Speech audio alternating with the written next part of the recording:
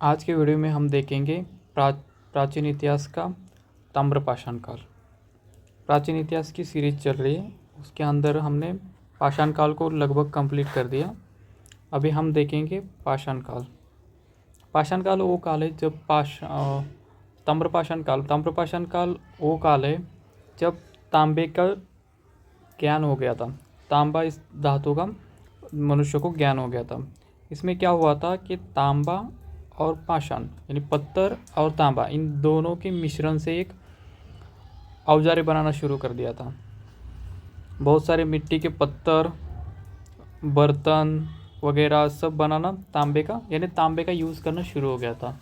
तो पत्थर के बाद सबसे पहला कौन सा धातु अगर मनुष्य को ज्ञात हो गया था तो वो तांबा था। तो उसका भी कुछ रीज़न था।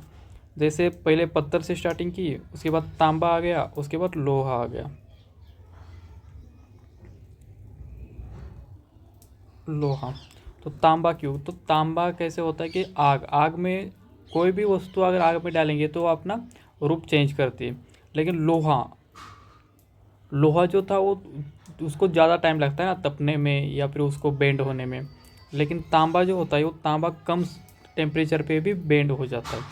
तो जैसे स्टोन के बाद तांबे को उन्होंने आग में पकाया, आग में पकाने के बाद ये अपना रूप चेंज करने लगा। अगर रूप चेंज करने लगा तो इनको ज्ञात हो गया कि ये कोई धातु है और इसका हम यूज़ कर सकते हैं। तो उसी के साथ चालू हो गया ताम्रपाषाण काल। जब तक पत्थरों के औजार थे तब तक पाषाण काल चल रहा था। जैसे तांबे के औजार शुरू हो गए तो ताम्रपाषाण काल शुरू हो गया। इसकी विशेषताएं हम देखते बहुत सारे। इसका जो टाइम पीरियड है वो उसको बहुत ज़्यादा वेरिएशन है, लेकिन लगभग माना जाता है 3000 BCE से 1000 BCE तक। अलग अलग जगहों पे इनका जो टाइम पीरियड है वो अलग अलग, क्योंकि अलग अलग टाइम पे लोगों को अलग अलग जगहों पे इसका ज्ञान होना शुरू हो गया था। जैसे पहाड़ है, यहाँ पे सबसे पहले हो गया था। उसके बाद यहाँ जैसे कि ट्रैवल करता है ना कि जो व्यवस्था है या फिर जो ज्ञान है वो कैसे एक से दूसरे को ट्रैवल करती है, क्योंकि व्यापार वगैरह होता है ना। इसके जो स्थल है वो सबसे इम्पोर्टेंट है महाराष्ट्र वाला, ये इनाम गाँव। और उसके बाद एक है जोरवे, ये महाराष्ट्र के 2 स्थल है। उसके बाद MP में राजस्थान का भी इम्पोर्टेंट है आहार,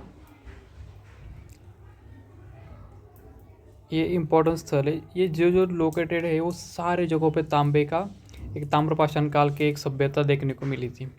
इसमें तांबे का यूज़ हुआ था। तो सबसे ज़्यादा जो है वो दक्षिण भारत में देखने को मिलता था, प्राय पठार की तरफ, और राजस्थान में सबसे ज़्यादा। तो जहाँ पे तांबा ज़्यादा मिलेगा वहाँ पे तांबे के औजार ज़्यादा मिलेंगे और वहाँ पे ही ताम्रपाषाण काल जो है वो सबसे ज़्यादा फल-फूलित हो जाएगा। उसी के साथ हम देखेंगे औजार कौन कौन सी बनाई थी। ये देखिए तांबे से बनी थी। पहले हमने देखा था पूरी तरह पत्थर से बने हुए औजार होते थे, और अभी कैसे सेम ही है, बस चेंज क्या हुआ है, बस धातु चेंज हुआ है। और धातु चेंज हुआ है, विकास का जो फ्लो है वो भी चेंज हो गया है। जैसे कि ये देखिए जीवन और अर्थव्यवस्था, इसमें हमने देखा था पाषाण काल के टाइम पे नवपाषाण काल में गेहूँ, ज्वार, इसमें क्या ऐड हो गया, चावल। खेती करना तो पहले ही शुरू हो गया था, लेकिन खेती करने के लिए जो औजार थे वो पत्थर के थे पहले। अभी कैसे लोहे के इसके बनाए शुरू हो गए, तांबे के। शिकारियों के लिए ये गाय, भेड़, बकरियाँ ये पहले शुरू हो गया था, अभी बस विकसित रूप हो गया उसका, और पक्के घर बनना शुरू हो गए थे। व्यापार की शुरुआत हो गई, ये इंपॉर्टेंट है। इस काल में व्यापार, उन्नत व्यापार की शुरुआत हो गई थी, ये नोट करने लायक है। उसके बाद जो भी बर्तन बनते थे, संस्कृति मिट्टी से बनती थी, उसमें तांबे का यूज़ होना शुरू हो गया था। टेराकोटा ये पहले ही शुरू हो गया था मध्यपाषाण काल में। हमने देखा था कि मध्यपाषाण काल में इसकी शुरुआत हो गई थी। इसकी शुरुआत हो गई नवपाषाण काल में हुई थी। खेती की शुरुआत नवपाषाण काल में हुई थी। पशुपालन की शुरुआत नवपाषाण काल में हुई थी, लेकिन जो डॉग को जो पाला था वो मध्यपाषाण काल से पालते आ रहे थे लोग।